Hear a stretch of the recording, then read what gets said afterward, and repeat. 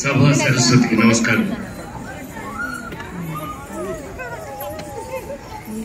ముందుగా నా ప్రాణానికి ప్రాణమైన తెలుగు ప్రేక్షక దేవుళ్ళందరికీ నమస్కారం.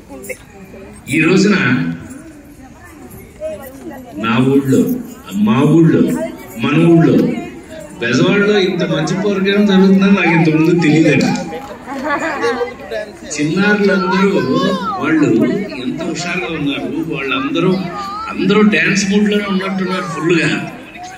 మార్నింగ్ 7 నుంచి వచ్చారంట. చాలా సంతోషం, చాలా సంతోషం. మన సంస్కృతి సంప్రదాయాలు, మనకు మాత్రమే ఉన్నటువంటి కొన్ని అద్భుతమైనటువంటి సంస్కృతి, మన కళలు. ఇవాళ భరతనాట్యం దగ్గర నుంచి ఇవాళ పిల్లలందరూ చేస్తున్నటువంటి ఈ నృత్యం చూస్తున్నప్పుడు నేను విజయవాడకి వేరే పని మీద వచ్చి ఇలా జరుగుతుందని తెలిసి నిజంగా ఇక్కడికి రాకపోయినట్టయితే నేను మిస్ అయ్యేవాడినేమో. ఇంత అద్భుతమైనటువంటి పిల్లల కార్యక్రమం. పిల్లలు అందరికీ ఆల్ ద బెస్ట్.